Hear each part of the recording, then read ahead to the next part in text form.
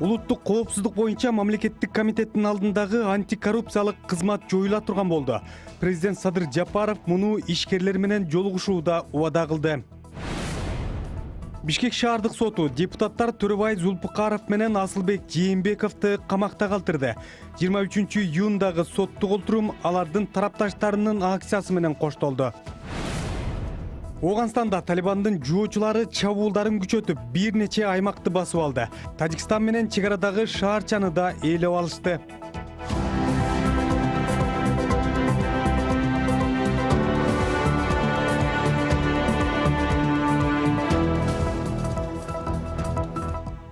Кутман кечиңиз менен сиз көрүп жаткан бүгүн Азаттыкта берүүсү. Анда мен Эрнис Нурматов соңку кабарлар менен тааныштырам. Ошентип, Кыргызстанда улуттук коопсуздук боюнча мамлекеттик комитеттин алдындагы коррупцияга каршы күрөшүү кызматы жоюла турган болду. Ордуна башка мекеме түзүлүшү мүмкүн.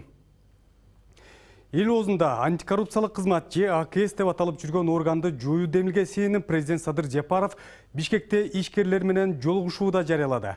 Мамлекет башчы мунун себебин аталган кызматтын ишмердүүлүгү бизнес коомчулукту чочутуп жатканы менен түшүндүрүүдө. Кыргызстанда коррупцияга каршы күрөштүү 2010 жылдарга чейин Ички иштер министрлиги, финанс полициясы жана башка укук коргоо органдары бирдей жүргүзчү. 2011 жылы ошол учурдагы президент Алмазбек Атамбаевдин жарлыгы менен улуттук коопсуздук боюнча мамлекеттик комитеттин алдында коррупцияга каршы күрөшүү кызматы түзүлгөн.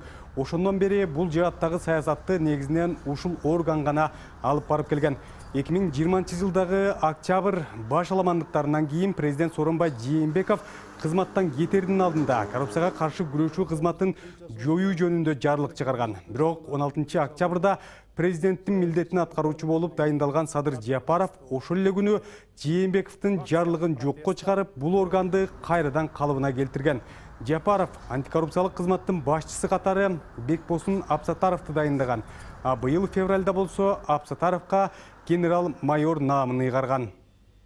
Ал ортодо маалымат мейкиндигинде ишкерлерге жана инвесторлорго кылмыш иши козголду деген маалыматтар байма-бай кайталанып токтобой жатат. Шундан улам каржы полициясынын ишин терең анализдеп, көптөгөн арыздарды эске алуу менен бул орган өзүн өзү актаган жок деген жыйынтыкка келгенбиз жана аны жоюу тууралуу чечимди кабыл алганбыз.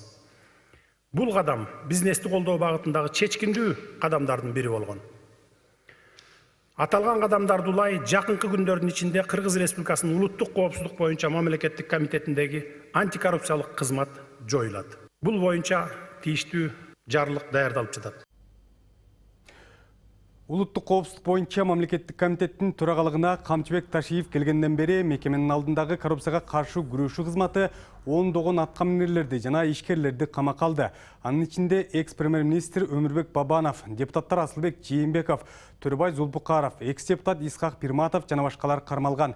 Антикоррупциялык мекеме мындан сырткары бир катар компанияларга жана ишканаларга байланыштуу кылмыш иштерин козгоп, иликтеп жаткан. Бул бир жагынан казынага акча өндүрүү болуп жатканы менен айрымдар комитет саясий чөйрөгө таасир этип жатат деп сындап келишет. Ошол себептүү кээ бир талдоочулар улуттук коопсуздук боюнча мамлекеттик комитеттин таасирин азайтуу үчүн бийлик андан антикоррупциялык кызматты бөлүп аларын боолголошкон эле. Бул Садыр Жапаровдун логикалык кадамы болду. Анткени антикоррупциялык кызмат бизнес үчүн балели болчу. Биринчиден ал легитимсиз орган. Атамбаев аны жөндөн жөн эле түзүп алганын билебиз да. Мен муну Садыр Жапаров менен Камчыбек Ташиевдин ортосундагы түздөн түз күрөш деп атабайт элем. Бирок ошентсе да анын белгилерин байкаса болот. Бийликтин башында турган киши башка бирөөндө ыйгарым укуктары көп экенин жактырбайт. Ошондуктан муну Ташиевдин позициясын солгундатуу деп да кабыл алса болот. Бизде бизнес кимде? Негизинен депутаттарда. Анткени алардын көбү ишкерлер. Ошол себептүү жазалоочу аппарат Камчыбек Ташиевдин колунда бизнеске да саясатка да таасир этүүдө чоң мааниге ээ болчу. Эми ошого чек коюлат. 23 июлда Бишкекте ишкерлер менен жолугушкан учурда президент Садыр Жапаров мындан башка да бир топ маселелерди көтөрдү. Өлкө башчысы ишкерлер менен экономикалык реформалар, инвестиция тартуу маселелерин талкуулап, бийлик органдарынын бизнеске мамилесин сынга алды. Кененирээк Кундуз Азарбекова айтып берет. Жолугушууга аркылуу багыттагы компаниялардын өкүлдөрү, аймактардан келген ичкерлери катышты. Анда президент Садыр Жапаров айткан өлкөнүн экономикалык өсүшү үчүн биринчи кезекте аткарылышы зарыл милдеттердин негизгилери төмөндөгүлөр. Ишкерликке антикризистик колдоо көрсөтүү, экономикага каражат салууга кызыктыруу жана капиталдын сыртка агылышын алдын алуу үчүн ишкерлердин жана инвесторлордун мүлкүнө кепилдиктерди берүүнүн системасын түзүү, коррупцияга каршы ишкер кеңешин түзүү, ага бардык ишкерлер кирип мамлекеттик органдар тарабынан негизсиз текшерүүлөр боюнча кайрылышса болот. 2021 жылдын 1-октябрына чейин салыктык жана социалдык төлөмдөрдүн тарифтерин төмөндөтүү багытындагы жаңы мыйзам иштеп чыгуу тапшырылган. Ишкерлерге каршы колдонулуп жаткан мыйзамдагы нормаларды жоюу талабы коюлган. Башкы прокуратура ишкерлерди жана инвесторлорду коргой турган негизги органга айланат. Соода өнөр жай палатасы кардиналдуу түрдө реформалануусу зарыл. Эркин экономикалык аймактардын концепциясы кайра каралып чыгуусу керек. Садыр Жапаров Кыргызстандын экономикасынын дээрлик 85%-ын ишкерлер түзгөндүктөн мамлекеттик органдардын баары баштан аяк бизнеске болгон мамилени түп тамырынан өзгөртүүсү зарылдыгын белгилеп, бизнесмендердин зарылчылыгын саботаж кылып, бюрократияга айланткан чиновниктер кылмыш жоопкерчилигине тартыларын эскертти. Эгерде ушул күнгө чейин бизнесмендерди силер чуркатып жүргөн болсоңор артыңардан министрлер, мейли ким болбосун мамлекеттик кызматкерлер, мындан ары силер чуркашыңар керек булардын аркасынан. Чуркап барып, кел сал, мына сага условия түзүп берейин деп турушуңар керек. Ал эми Кыргызстандын инвестицияны илгерилетүү жана коргоо министри Алмамбет Шыкмаматов ишкерлерге инвестиция салуу үчүн алгылыктуу багыттар энергетика, айыл чарбасы, жеңил жана кайра иштетүү өнөр жайы жана туризм экенин айтып, учурда 250 инвестициялык долбоор бар экенин билдирди. Анын ичинен 50 долбоор энергетика, айыл чарба тармагында даярдалганын белгилеп, Камбарата ГЭСи, Каракол кичи ГЭСтери жана Таластагы соода логистикалык борбордун долбоору менен тааныштырды. Эгерде инвестициялык долбоорлордун уңуш болсо, жана чет өлкөлүк инвестицияларды тартууну кааласаңыз, биз сизди ар дайым күтөбүз. ГЭС маселесини президент менен суроо жооптор учурунда бир нече чакан ГЭС курган ишкер Рахатбек Рысалиев да көтөрдү. Ал ири долбоорлорго караганда чакан ГЭСтерди бир жылда куруп, экономикалык жана социалдык пайдасын көрсө болот деген пикирде. Бүгүн тариф маселеси чечиле элек. Экинчи маселе, улуттук энергия холдинг тарабынан 100% кепилдик менен өндүрүлгөн электр энергияны сатып алуулуш керек. Мамлекеттен башка сиздерден эчтекенин кереги жок. Кепилдик бербей эле койгула. Мамлекетке биз ишкерлер өзүбүз кепилдик коюп, ошол эле Орус-Кыргыз өнүктүрүү фондунан болобу, ошол эле Евразийский банк өнүктүрүү банкынан болобу, же башка финансылык уюмдардан кредиттерди алып, бир жылдын ичинде салса болот. Макмал кенин иштеп жаткан кытайлык жаран калдыктар жайын кайра иштетүүгө бир жылдан бери уруксат ала албай жүргөнүн билдирсе, Ала Бука районунан келген ишкер Өзбекстан менен чек арада Баймак унаа жол өткөрмө постун ачуу кечиктирилип жатканына даттанды. Баткенден келген өкүлдөр аймакта өндүрүү ишканаларын ачуу зарылдыгын айтса, Ысык көлдөн келген ишкерлер туризм маселесин алып чыгышты. Кыргызстан боюнча 20дан ашык боз үй жана чатыр шаарчаларды иштеткен Елена Калашникова жайыт жерлердин колдонууга уруксат алуу жана жергиликтүү бийликтер талап кылган чоң каражаттарга токтолду. Баткенский лесхоз. Мисалы, Баткен токой чарбасы туристтердин, альпинисттердин кирүүсү үчүн $250 талап кылууда. Дагы бир мисал, Хантеңир комплексине 50 күн чатыр тыйып турабыз. Бул үчүн жергиликтүү бийликке 2,5 миллион сом төлөшүбүз керек. Республикалык салыктар аларга жетпей жаткандыктан, салыкты жергиликтүү бийликке төгүшүбүз керектигин айтып жатышат. Өлкө башчы Садыр Жапаров айтылган көйгөйлөрдүн баары чечилиш керектигин белгилеп, тийиштүү тармактарга тапшырма берди. Ошол эле учурда бизнес дагы мамлекет менен таза кызматташып, өлкөнү тонобошу керек деген шарт койду. Кундуз Азарбекова, Нурлан Бейшебаев, Азаттык. Ал ортодо Бишкек шаардык соту жогорку кеңешинин депутаттары Төрөбай Зулпукаров менен Асылбек Жийинбековдун бөгөт чарасын карап, аларды камакта калтыруу чечимин чыгарды. Буга чейин 2 депутатты камакта калтыруу боюнча 1-май райондук соту чечим чыгарып, адвокаттар шаардык сотко даттанган эле. Эки саясатчынын бөгөт чарасы Бишкек шаардык сотунда 23-июнда каралды. Бул күнү депутаттардын тарапкерлери үй камагына чыгаруу талабы менен нааразылык акциясына чыгышты. Мурдараак жогорку кеңештин 80ден ашык депутаты Асылбек Жийинбековду үй камагына чыгарууну суранып билдирүү дагы таратышкан. Зулпукаров менен Жийинбеков Кумтөр кенин иштетүүгө байланыштуу коррупциялык иштерди тергөөнүн алкагында 31 майда кармалган. Алар улуттук коопсуздук боюнча мамлекеттик комитеттин тергөө абагында. Саясатчылардын адвокаттары аларга коюлган айыптар негизсиз экенин билдирип келатышат. Асылбек Жээнбеков мурдагы президент Сооронбай Жээнбековдун бир тууганы. Төрөбай Зулпукаров да экс-президентти колдогон саясатчылардын бири катары белгилүү. 23-июнда Жогорку сот камактагы мурдагы вице-премьер-министр Дүйшөнбек Зилалиевке мыйзамсыз баю боюнча коюлган айыпты жокко чыгарып, ишти кайра кароого жиберди. Жогорку сот Зилалиевдин жазык ишин жокко чыгарууга биринчи инстанциядагы сотто эрежелер бузулганын жүйө келтирген. Башкы прокуратура Зилалиевке мыйзамсыз байган деп кылмыш ишин козгогон эле. Анын негизинде Бишкектин 1-май райондук соту 2020-жылы Зилалиевди 7 жылга кескен. Зилалиевдин өзү ал айыптарды четке кагып келет. Азыр башка жаңылыктардын топтому. Улуттук коопсуздук мамлекеттик комитетинин төрагасынын мурдагы орун басары генерал-майор Дүйшөнбек Чоткараев саламаттыгына байланыштуу үй камагына чыгарылды. Мындай чечимди Бишкек шаардык соту 15-июнда кабыл алганын аталган мекеме 23-июнда Азаттык радиосуна кабарлады. Чоткараев кызмат абалынан кыянаттык менен пайдалануу жана экономикалык аткезчилик менен шек саналып, 2020-жылдын ноябрында кармалган. Алтын аткезчилигине шек саналган Чоткараев атайын тергөө абагына киргизилип, тергөө аяктаганга чейин камакта болоору айтылган эле.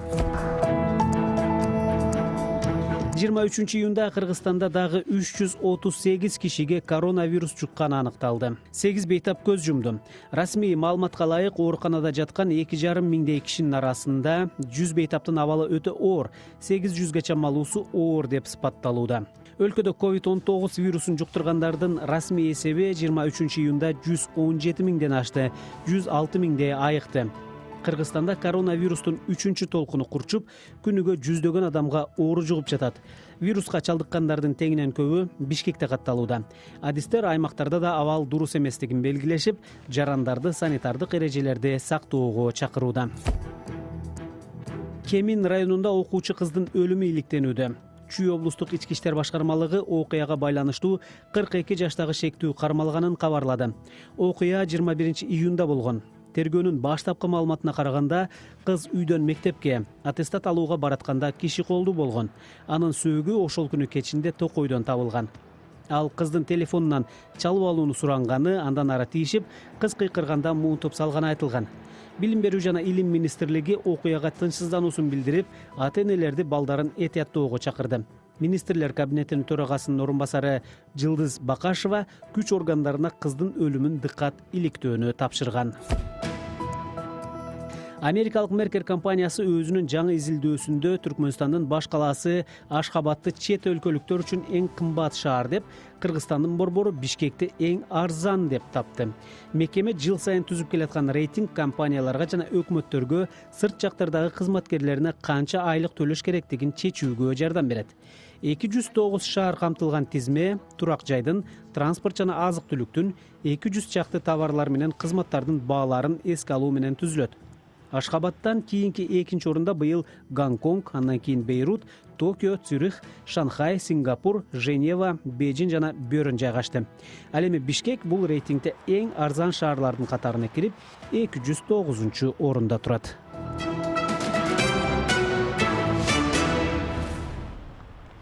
Оғанстанда Талибандын жоочулары чабуулдарын күчөтүп бир нече аймакты басып алды. Соңку күндөрү Тажикстан менен чегарадагы негизги өткөл Ширхан Бандар шаарчасын ээлешти. Маалыматка караганда талиптер май айынан бери 50дөн ашык аймакты басып алганын белгилеп, коңшу өлкөлөрдүн коопсуздугуна коркунуч жаратууда. Ушул тапта АКШ баштаган эл аралык коалиция өз аскерлерин ооган жергесинен чыгарууда. Элиза Кененбаева улантат.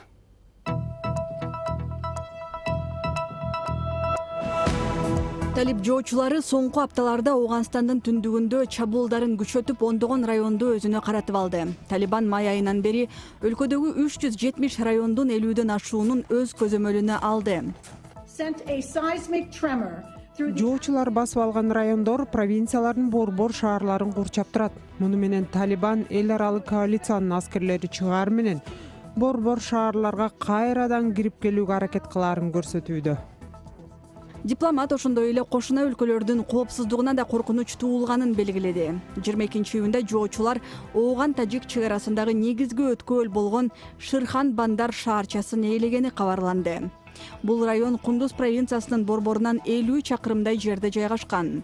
Аймактык кеңештин мүчөсү Халиддин Хакмини Франс пресс агенттигине билдиргендей, талиптер Шырхан бекетин жана бардык чек ара пункттарын басып алышкан. Ага чейин Талибандын жоочулары Кундуз провинциясынын Имам Сахиб районуна чабуул коюшкан эле. Тажикстан менен чектеш бул аймак Борбор Азия өлкөлөрү менен байланыштырган 9 жолдун тоомунда жайгашкан. Тажикстандын атайын кызматы талиптер менен салгылаштан соң 134 ооган аскери Тажикстандын аймагына өтө качканын кабарлады. Мекеме маалымдагандай, расмий Душанбе ооган аскерлерин өз аймагына киргизүүгө уруксат берген. Качкан аскерлердин 5-өө оор жаракат алган, алардын бири эсине келбей курман болду. Учурда тажик бийлиги ооган жергесинде кырдаал курчуса, качкындар көбөйөт деп божомолдоп турат. Ал тапта ооган коопсуздук күчтөрү талиптерге каршылык көрсөтүүнү улантууда. 22-июнда Кабул өкмөтүнүн коргоо министрлиги Кундуз, Балх жана Баглан провинцияларындагы 2 район согушкерлерден бошотулганын жарыялады. Ал эми Талибандын өкүлү Забиулла Муджахид согушкерлер Шырхан Бандарды жана Кундуз аймагындагы Тажикстан менен чектеш чек ара бекеттерин көзөмөлдөп турганын билдирди. 21-июнда АКШнын аскер жетекчилиги Ооганстандагы соңку кырдаалга байланыштуу жоокерлерди чыгарууну жайлатышы мүмкүн экенин ишара кылды. Элиза Кененбаева, Азаттык. Футбол боюнча Европа чемпионаты 22-июнда дагууланды. Бул күнү 4 команда 2 оюн өткөрүшүп, 1-8 финалына жолдомо алгандар аныкталды. Кененирээк кийинки материалда. Д тайпасында Англиянын курама командасы чехтерди утту. Уэмбли стадионунда өткөн оюнда болгону 1 топ дарбазага кирди. Бул иретте англичандардын арасынан чабуулчу Рахим Стерлинг айырмаланды. Д тайпасынын экинчи бир оюнунда Хорватия Шотландиянын улуттук курама командасы менен беттешти. Глазго шаарынын Хэмптон Парк стадионунда өткөн оюнда хорваттар 3-1 эсеби менен оюнду жыйынтыкташты. Ошентип 7 упай топтогон Англия өз тайпасында 1-чи орунга чыкты да Европа чемпионатынын плей-оффуна өттү. Бул Европа 2020-нын ачылышы аталып жаткан Чехиянын курама командасы 4 упай менен 3-чү орунду ээледи. Хорваттар чехтерден киргизген топтордун айырмасы менен экинчиге чыгышты. Ошого карабай чехтер плей-оффка жолдомо алышты. Анткени башка тайпаларда 3-чү орунду алышкан Украина жана Финляндия командаларынан топтогон упай жогору болду. Бул тайпадагы Шотландия акыркы орунду алып чемпионаттан четтетилди. Бүгүн 3-чү жыйынтыктоочу айланпанын алкагында Е тобундагы Швеция менен Польша, Словакия менен Испания күч сынашат. Ал эми эң күчтүү командалар топтогон F тайпасында Германия менен Венгрия, Португалия менен Франция беттешет. Мына ушул оюндар жыйынтыкталгандан кийин Европа чемпионатынын финалдык баскычтары башталат. Агалай кайсы тайпанын алдыңкы орунду алган командалары, кайсы тайпанын экинчи, үчүнчү орунду алган командалары менен ойнору биртоло аныкталмакчы. Бакыт Төрегелди, Нурлан Тасмаев, Азаттык, Бишкек. Алдыда 24-июнга алынган аба ырайы тууралуу маалымат.